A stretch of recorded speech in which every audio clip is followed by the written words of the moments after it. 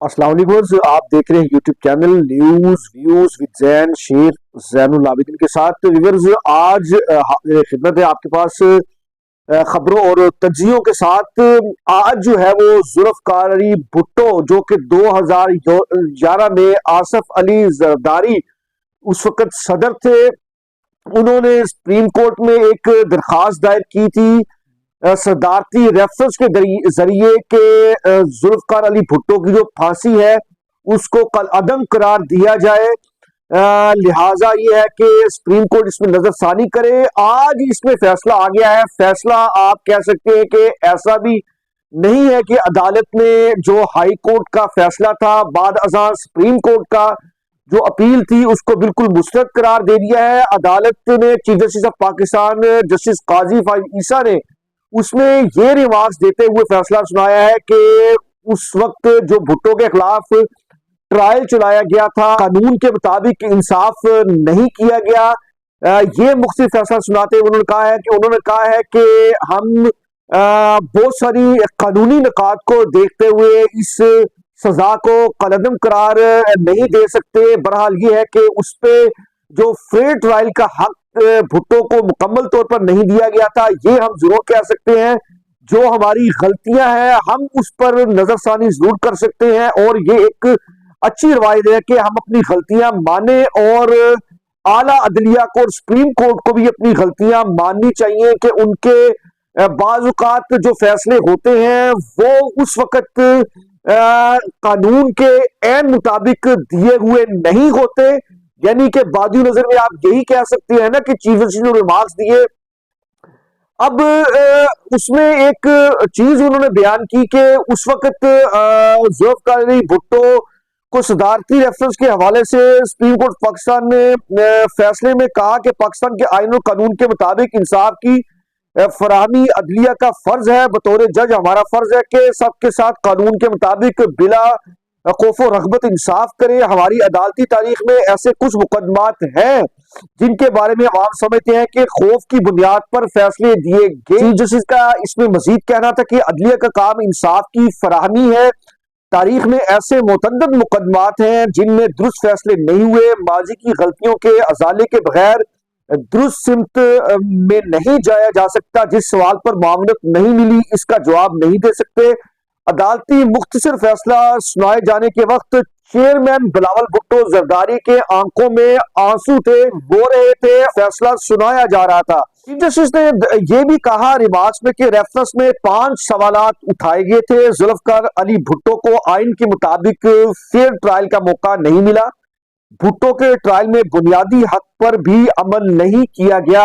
ये भी chief justice का कहना था कि अदालत उज़्मा के लार्जर बेंच का मुतफ़क्का तहरीर राय में कहना है कि ऐसे फैसलों में कानून के मुताबिक इंसाफ नहीं किया गया।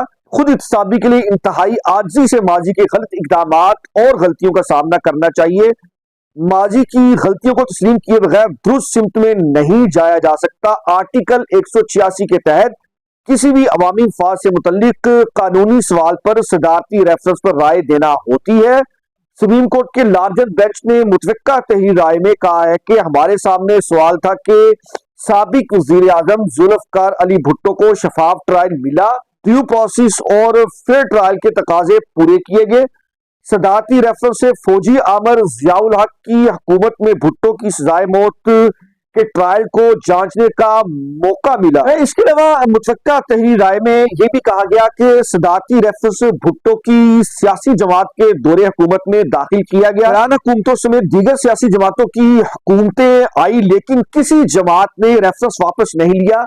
ये इस बात का इजहार है कि अवाम की ख्वाहिश थी कि अदालत इस पर अपनी राय का इजहार करे।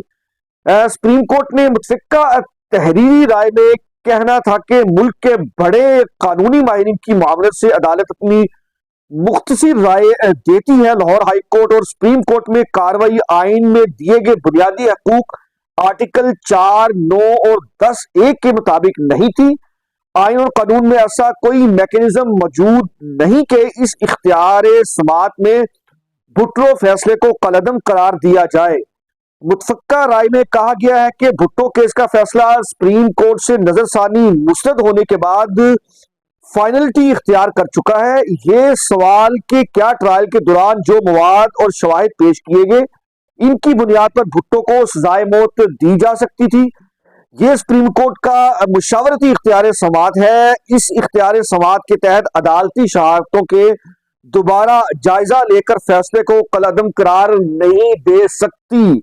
ये नुक्ता अहम है कि शहादतों का दोबारा जायजा लेकर फैसले को कलअदम करार जो है वो नहीं दे सकती जनाब। इसका मतलब ये है कि जो सदारती रेफरेंस था वो तो उड़ा दिया, उनकी जो सजा थी उसको तो मुअत्तल नहीं किया, सिर्फ ये कहकर के जो फेयर ट्रायल है भुट्टो को वो नहीं दिया गया था। दोनों तरफ से उन्होंने आइन का भी जिक्र किया। अदालत उज़्मा के लार्जर बेंच का मुतफ़िका तहरीरी राय पर यह फैसला सुनाया गया। कहा गया कि अदालत उज़्मा के लार्जर बेंच का मुतफ़िका तहरीरी राय में कहना है कि अदालत फेयर ट्रायल ना होने के हवाले से बड़ी आईनी और कानूनी खामियों की तफसीली वजूहात में निशानदही करेगी। इस्लामी तनाजुर में भुट्टो ट्रायल का जायजा लेने के सवाल पर अदालत को मुआवनत फराहम नहीं की गई। मुआवनत फराहम ना होने पर नामुनासिब होगा कि अदालत इस कानूनी सवाल पर अपनी राय दे। एक और खबर का जिक्र करते चले, NA 130 से नवाज शरीफ की कामयाबी के 2 नोटिफिकेशन के खिलाफ दरखास्त पर फैसला महफूज कर लिया गया है। आपको पता है कि इससे कबल जो है वो मानसरा की सीट पर जो नवाज शरीफ ने उस फैसले को बाकायदा तौर पर चैलेंज किया था, नवाज शरीफ की वो दरखास्त को मुसरद एक किस्म का कर दिया गया था, उस पर वो फैसला बहरहाल बरकरार है। मानसरा की सीट पर NA 130 में डॉक्टर यास्मीन राशिद और इसके अलावा एक और फरीक थे जिन्होंने NA 130 के फैसले को इलेक्शन कमीशन में चैलेंज किया था। उस पर जो है वो आज इलेक्शन कमीशन ने फैसला महफूज कर लिया है। इलेक्शन कमीशन ने लाहौर के हल्के NA 130 से मुस्लिम लीग नून के कायद नवाज शरीफ की कामयाबी के 2 नोटिफिकेशन के खिलाफ दरखास्त पर फैसला महफूज किया है। Member Khyber Pakhtunkhwa justice retired Akramullah Khan की सरबराही में 2 रुकनी बेंच ने इस पर समाअत की है। दरखास्त गुजार इश्तियाक चौधरी एडवोकेट ने कहा कि हल्के में दुरुस्त वोटों की तादाद ज्यादा जबकि गिने गए वोट की तादाद कम है। एक ही हल्के के 2 नतायज किस तरह किए जा सकते हैं, तो लिहाजा ये है कि इस पर जो है वो इलेक्शन कमीशन ने फैसला महफूज किया है।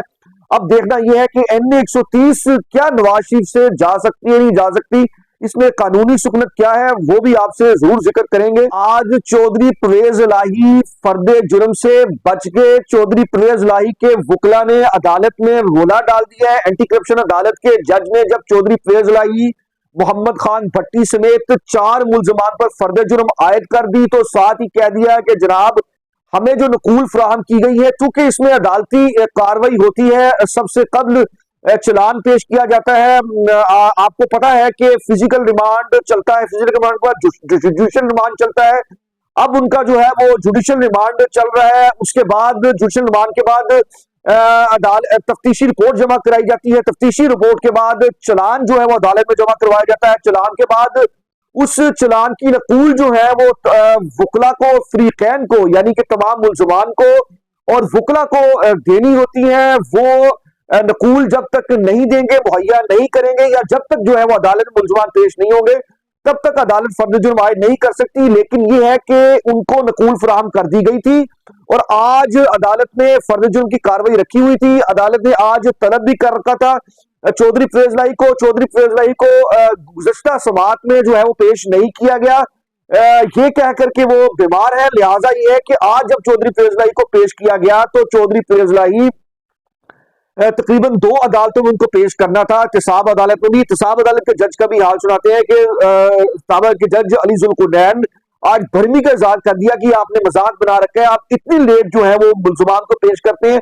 आपने चौधरी परवेज को पहले क्यों नहीं पेश किया। एंटी करप्शन अदालत का हवाल सुना दें कि जब फर्द जुर्म आयद हो गई तो उस वक्त जो है वो उनके वकला परवेज इलाही के वकील ने कहा कि हमें तो वो नकूल ही पड़ी नहीं जा रही, हमें तो जनाब जो ऐनक लगी नहीं है, पता नहीं अब ये मकसद है कि उनको नकूल क्यों नहीं पड़ी जा रही थी। तो उस पर बहरहाल अदालत ने कहा कि ये तो मैं अब फर्द जुर्म वापस कैसे लूं, तो उस पर उन्होंने काफी बहसो मुबाहिसा रहा और उसके बाद उन्होंने कहा कि आप मुतफरिक दरखास्त इसमें दायर कर देते हैं। तो अदालत ने कहा कि आज ही जो है मुनफरिद खान पर भी फैसला करूंगा, लेकिन फिर वो बिलहाल उनकी इस्दा को मंजूर कर लिया गया। हर हाल में अगली तारीख पर फर्द जुर्म आयद होगी, तो जनाब फर्द जुर्म जब आयद हो जाए तो फिर जाहिर सी बात है कि गवाहान को प्रोसिक्यूशन पेश करती है, गवाहान के बयान कलमबंद होते हैं, फिर केस ट्रायल शुरू हो जाता है, असल मुद्दा शुरू हो जाता है। ये पंजाब असेंबली में गैर कानूनी भर्तियों का केस है, एंटी करप्शन में चल रहा, कोई 79 के करीब चौधरी परवेज इलाही जब मुख्तसर तंदूर के लिए तकरीबन कुछ 86 दिन के लिए जब वजीर आला बने, तो उस वक्त उन्होंने धड़ाधड़ भर्तियां की। वो भर्ती केस चल रहा है, उसमें मुनस इलाही के खिलाफ भी मुकदमात है कि उन्होंने पैसे बटोरे, मोहम्मद खान भट्टी के खिलाफ भी बहरहाल इल्जामात है। अब ये इल्जामात कितने सच साबित होते हैं जब प्रोसिक्यूशन गवाहान को पेश करेगी, गवाहान के बयान कलमबंद होंगे, उसमें जो है वो पता लगेगा, केस ट्रायल में पता लगेगा चौधरी परवेज इलाही ने वाकईतन कोई पैसों का लेन देन था वो भर्तियां की, या कोई जाती मफादात की खातिर की, या फिर वो भर्तियां जो हैं वो ऐसी भर्तियां थी जो गैर कानूनी भर्तियां थी, यानी कि नवाजा गया इन सीटों पर और खुले हाथ साफ किए गए। बहरहाल ये अब देखना है। लिहाजा ये है कि आज जो है वो फर्द जुर्म आयद हो गई थी और फर्द जुर्म आयद होने के बाद वापस ले ली गई, अदालत ने अपना फैसला वापस ले लिया। 18 मार्च को जो है वो अदालत ने इस पर दोबारा फर्द जुर्म के लिए तलब कर लिया है। अब आइंदा समात पर फर्द जुर्म बहरहाल जो है वो आयद कर दी जाएगी, इस पर कोई और बहाना नहीं रहेगा। परवेज इलाही के वकला की जानिब से आज परवेज इलाही जो है वो बात करते करते चलते चलते जाते जाते फिर कह गए कि जनाब पीटीआई की जो सीटें छीनी गई, बिलखुसूस उन्होंने गुजरात का जिक्र किया, उस पर टका कर छीनी गई और वो धांधली हुई और वो सीटें हमारी थी जो कि काफली को दे दी गई, यानी कि उनके भाई को। बहरहाल ये है कि अब इस पर जो रोना रोना है वो तो चलता रहेगा। सियासी मंसूबों में मुबीना करप्शन केस में परवेज इलाही को एहतसाब अदालत में पेश किया गया, जिसमें तारीख जो है वो 19 मार्च जो है वो रख दी गई है और उसमें भी अब फर्द जुर्म आयद होगी की जानिब से रेफरेंस भी दायर कर दिया गया है। अब इसमें भी जो है वो नकूल जो है वो रेफरेंस की नकूल फराहम की जाएंगी, उसके बाद जो है फर्द जुर्म की कार्रवाई होगी। लिहाजा यह है कि अगली समात पर यूं नहीं लग रहा कि एहतसाब अदालत में इस केस में फर्द जुर्म आयद कर दी जाएगी, लेकिन एंटी करप्शन की जो गैर कानूनी भर्ती हैं उसमें लग रहा है जो कि 11 मार्च को दोबारा होगा। 11 मार्च को दोबारा तब कर रखा है, अब कहीं ये ना हो कि दोबारा उनकी तबीयत खराब हो जाए, सेहत खराब हो जाए और जेल हुकाम की जानिब से परवेज इलाही को पेश ना किया जाए। लिहाजा ये तखीरी हरबे जरूर इस्तेमाल किए जाते हैं कि जब फर्द जुर्म की कार्रवाई होनी हो तो इसको जरूर लटकाया जाता है और ये एक हरबे इस्तेमाल करने का तरीका होता है। एक और खबर का जिक्र करते चले, आज chief justice of Pakistan justice Qazi Faez Isa ने कह दिया कि मुझे दोहरे कानून पर शर्म आती है। उन्होंने अपने आप को भी बाइसे शर्म ठहरा दिया। उन्होंने कहा कि मेरे लिए कानून में खुसूसी रायत मिलना बाइसे शर्म है। ये उन्होंने क्यों कहा? ये गैर कानूनी नुआ लाइसेंस रखने का केस था जो सुप्रीम कोर्ट में जेर समात है।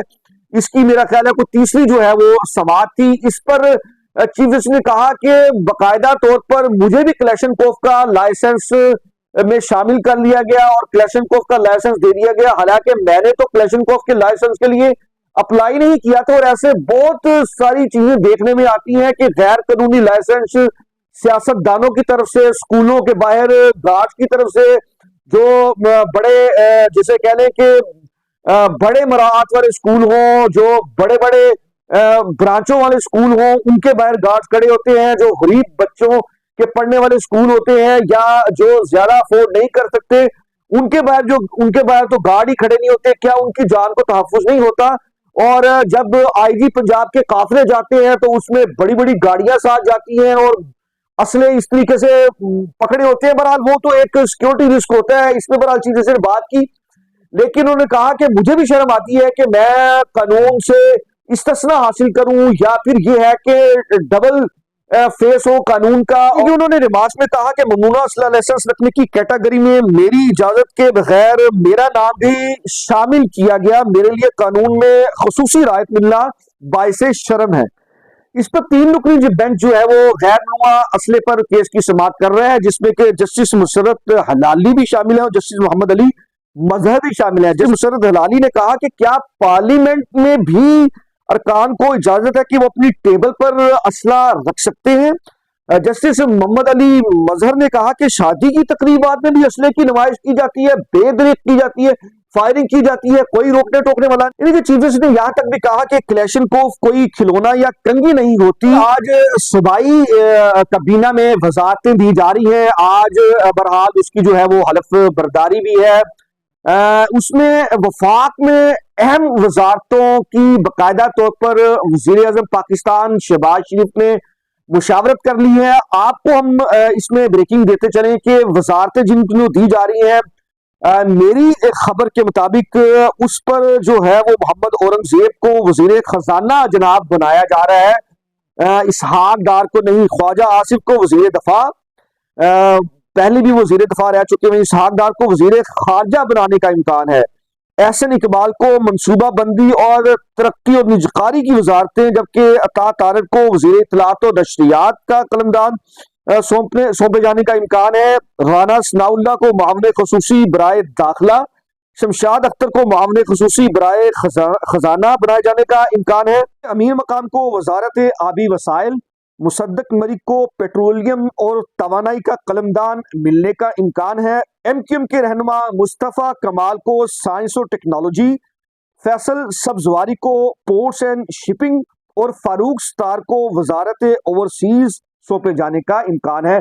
व्यूअर्स, मिलते हैं अपने अगले वीलॉग में। चैनल को सब्सक्राइब करना हरगिज ना भूलिएगा। अल्लाह हाफिज।